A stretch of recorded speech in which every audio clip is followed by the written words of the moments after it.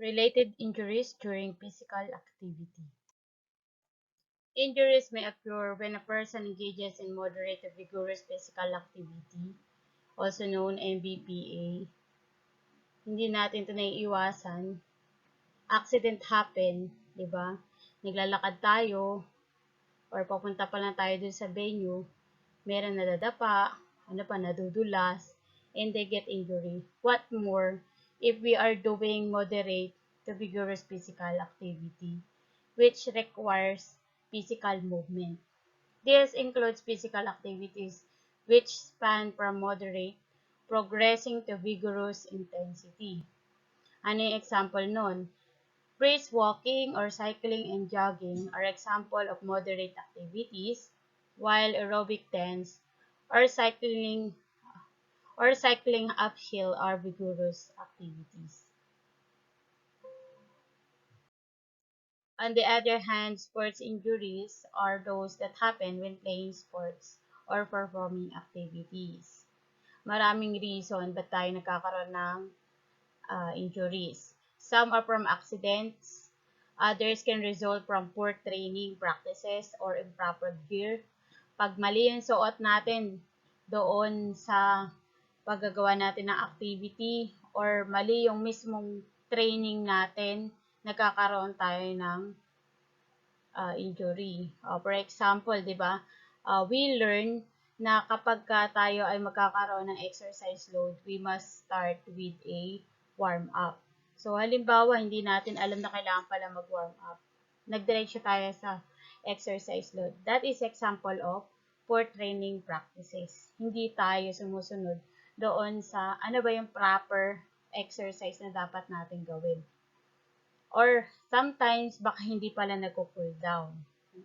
Diretso after the exercise load, pahinga na, walang cool down. That is also example of poor training practices. Some people get injured when they are not in proper condition.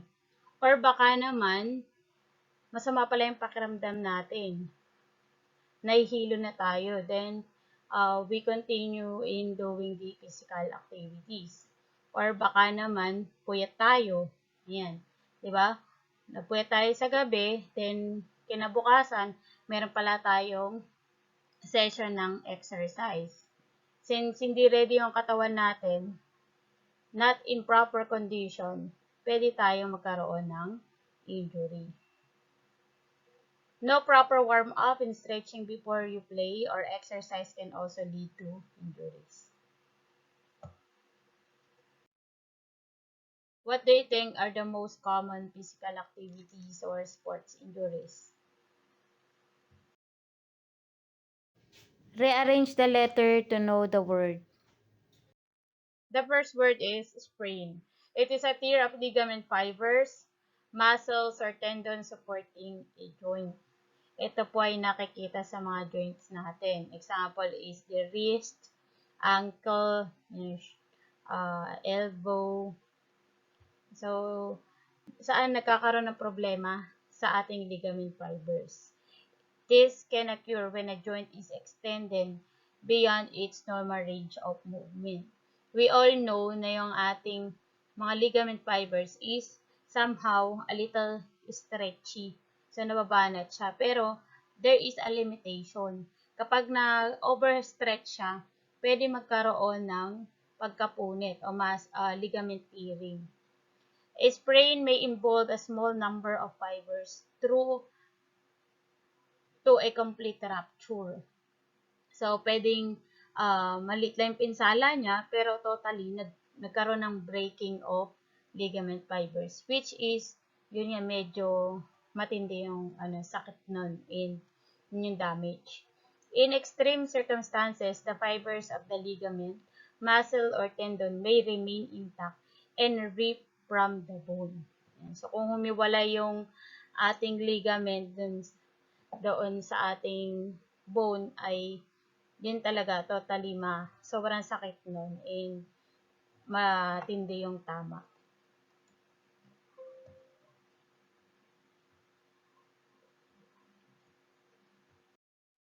Next is contusion or bruise is bleeding into the soft tissue.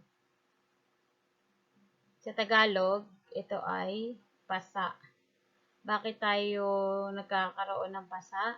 It is caused by a direct blow from another person. Tumama tayo sa ibang tao, nakabanggaan, or sometimes may tumamang object sa katawan natin. Since the affected area is the soft tissue, it can occur to any part of our body.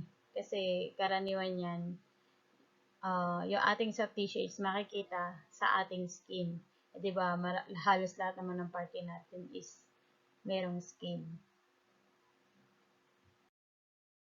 Okay, can you guess what kind of injury is this one?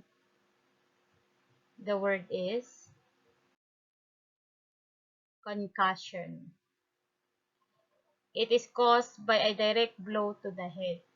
Pag sinabi nating contusion to any part of the body, pero pagka tumama na yan sa head natin, it is concussion. Ibig sabihin, nagkaroon na ng tama sa ulo. Depending on the severity of the concussion, injury can cause varying levels of impairment of brain function.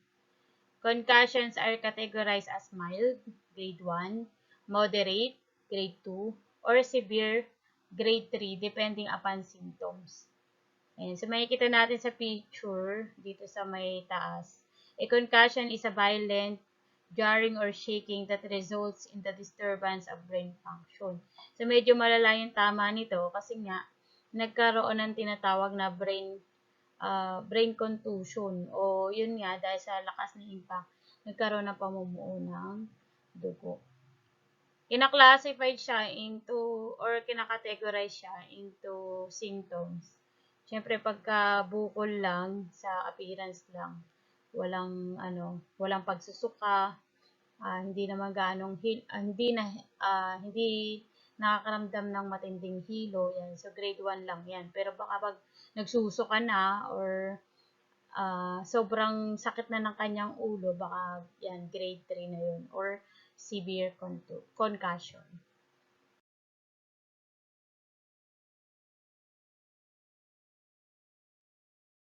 Dislocation occurs when the wall of the joint is forced out of the socket. Ibig sabihin, yung ayos ng ating buto ay nawala sa lugar. Okay? So, sa mga joints natin, karaniwan yan, meron tinatawag na ball of the joint. So, kaya natin nabibend yung ating katawan because of that ball. So, sometimes, dahil sa lakas ng impact, yung ball na yun nawawala sa ayos. And, nakikita natin yan sa katawan ng tao. Pagka may dislocation siya, makikita natin agad yan na, yun nga, maaring nakausli yung isang part ng kanyang buto. Okay? So, yung dislocation, karaniwan yan din is sa mga joints. Which, yun nga, yung katulad din sa, sa example natin, in the sprain. A dislocation must be reset by proper medical professionals. So, pag nakikita kayo ng tao na mayroong dislocation, ano yung dapat gawin? So, dapat tumawag ng medical professional. Kasi baka pagka ikaw nag-ayos niyan, instead na maayos yung ating mga buto, baka lalong madisgrasya o lalong lumala yung dislocation. Another one is that is fracture. It is a break, crack, or shattering of a bone. In closed fractures, the broken bone does not pierce the skin, while in open fractures, the broken bone breaks the skin surface. So, ibig sabihin, merong pagkabali ng buto. Even nagkaroon lang ng crack yung ating bone, it is considered as fracture. So, may dalawang klase ng fracture. The closed fractures and the open fractures. Pag sinabi natin closed fractures, karaniwan yan, so may nagkaroon ng crack yung buto. Ayan. Kaya siya close kasi yung skin natin is hindi na damage. Pero pagka sinabi natin open fractures, katulad na nasa picture, nakita nyo, ang bone kasi natin, pag nahati yan, it's actually sharp. Napaka-sharp niyan. Kaya niyang mahiwa yung ating skin. So, nagkakaroon ng sugat yung skin natin, lumalabas yung buto. So, kaya siya tinawag na open fractures. Next is, yan, saan ba nakikita? Okay, next is strains. Are injuries that involves the stretching, partial tearing, or complete tearing of a tendon. Naaalala nyo ba yung kanina, which is the sprain? Maraming nalilito dyan sa sprain and strain. Kasi nga, yung position sa parts natin ng sprain and strain is magkaparehas. So, saan? Sa joints. Makikita siya sa ankle, sa wrist, sa elbows. Pero ang pinagkaiba niya, pag sinabi nating sprain, ang may tama niya is the ligaments. Pagka naman sinabi nating strains, we are talking about the tendon. Pag sinabi nating tendon, yun po ay nagko-connect sa muscle to the bone. Okay po? Pero pag sinabi naman nating sprain, which is the ligament, ito naman yung nagko-connect sa bone natin to other bone. So, look at the picture. Strains are categorized as first, second, or third degree. Same with the concussion. Di ba may grade 1, grade 2, grade 3. Ito naman, tinatawag na first degree, second degree, and third degree, depending on the severity of the injury. Chronic strains are injuries that gradually build up from overuse or repetitive stress.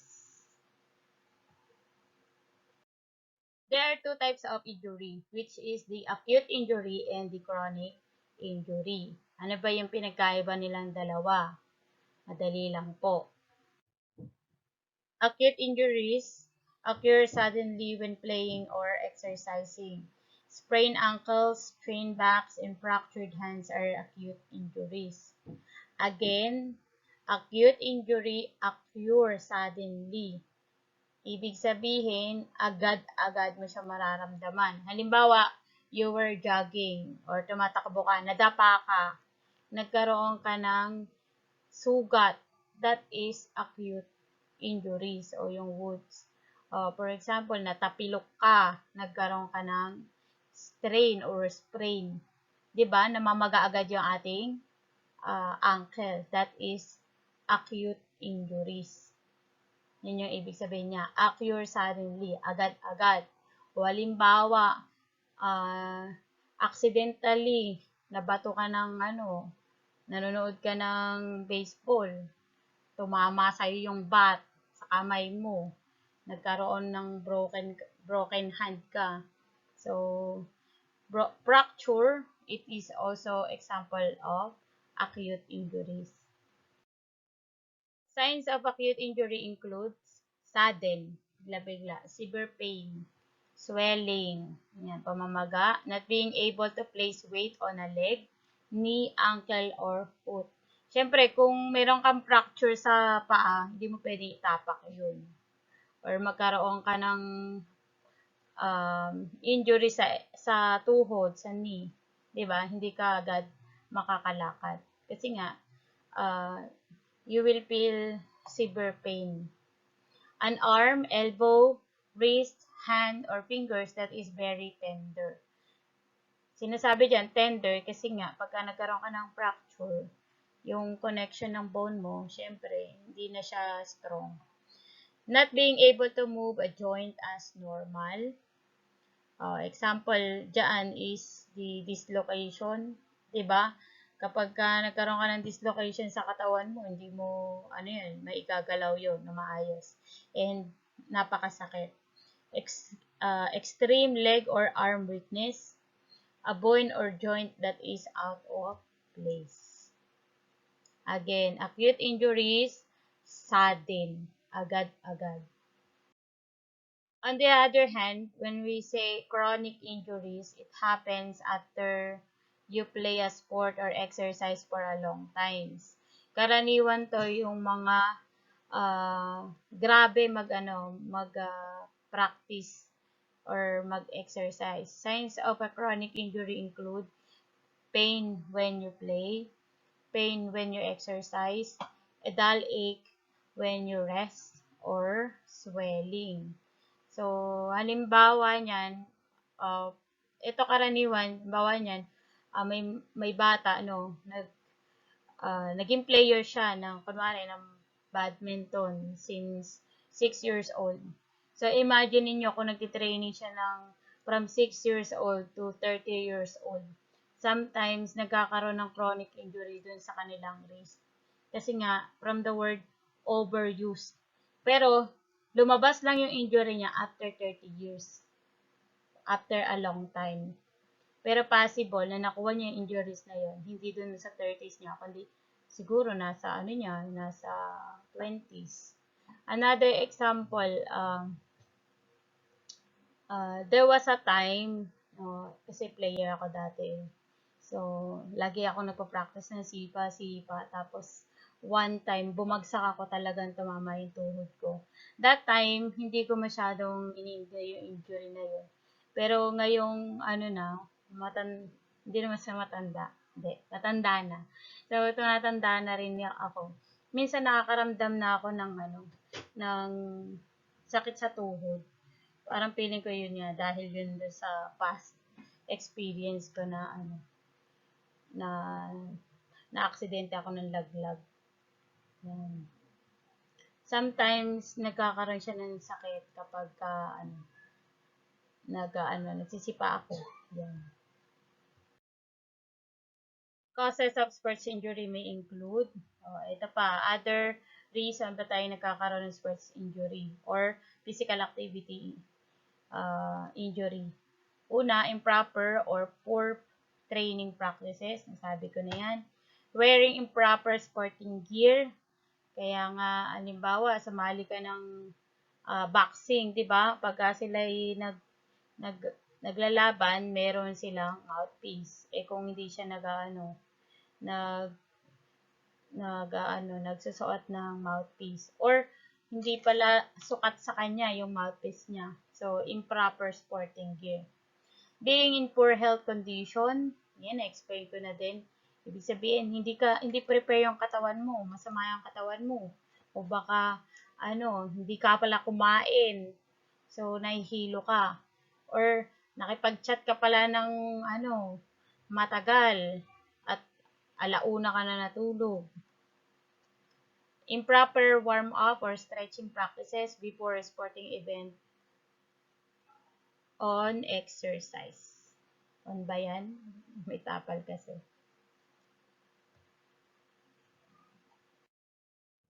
Yan, paano natin iiwasan tong mga injuries na to? So first, exercise is a good for the body and with proper precautions, sports injuries may be prevented. Napakahalaga naman talaga ng exercise sa atin. Hindi tayo pwedeng huminto dahil lang, baka tayo magkaroon ng injury. Hindi naman pwedeng huminto tayo doon. Kasi nga, mas madami pa rin tayo nakukuha ang benefits in the exercise. The quality of protective equipment, padding, helmet, shoes, mouth guards may contribute to safety in sports. Kaya nga pagka tayo nagpi-PE sa baba, di ba?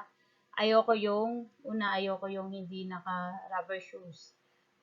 Kasi, kapag tayo ay naka-black shoes, malaki ang possibility na madulas tayo. Then, pagka hindi naman tayo naka-PE uniform, yung iba sa inyo naka-pants na regular uniform. O ano nangyayari? Baka mamaya, pag taas ng paa mo, dahil hindi nga stretchable yung ating pants, kasama yung isa mong paa, o possible, malaglag ka.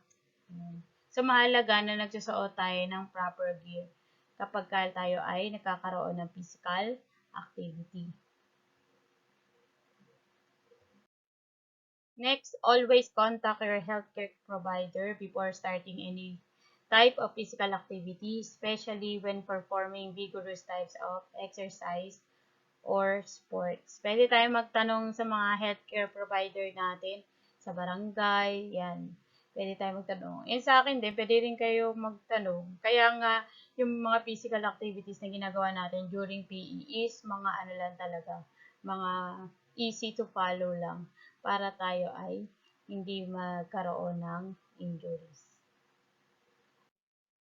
How can I prevent sports injury? So, the following are some basic steps to prevent a sports injury.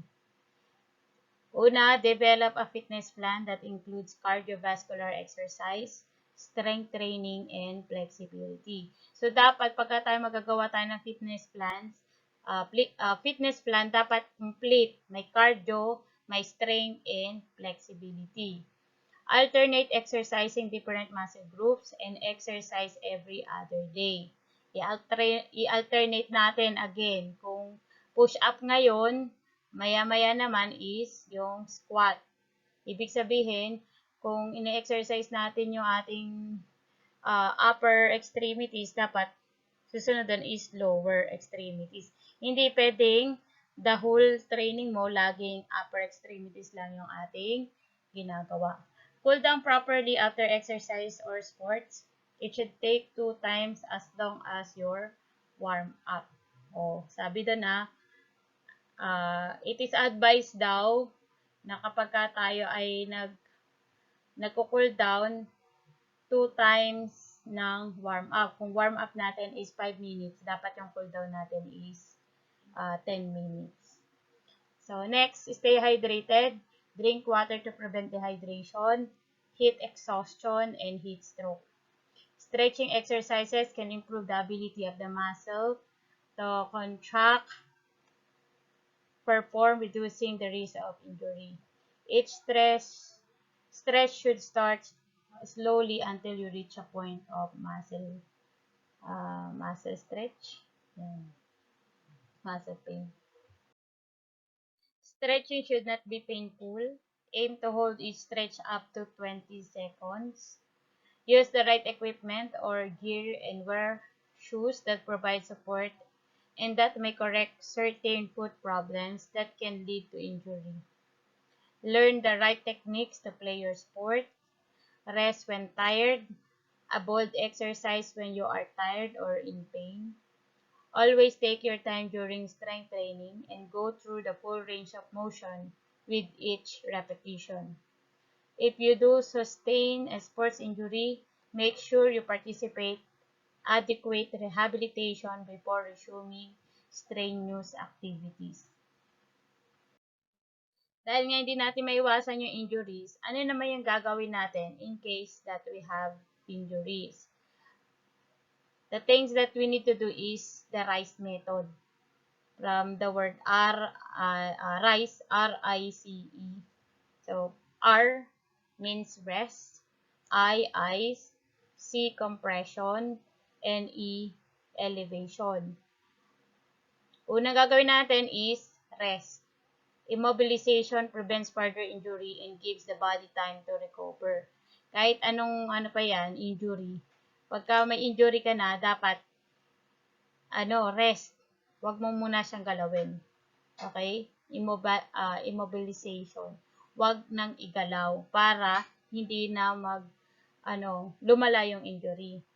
Then next, ice. Cold reduces pain by numbing the affected area.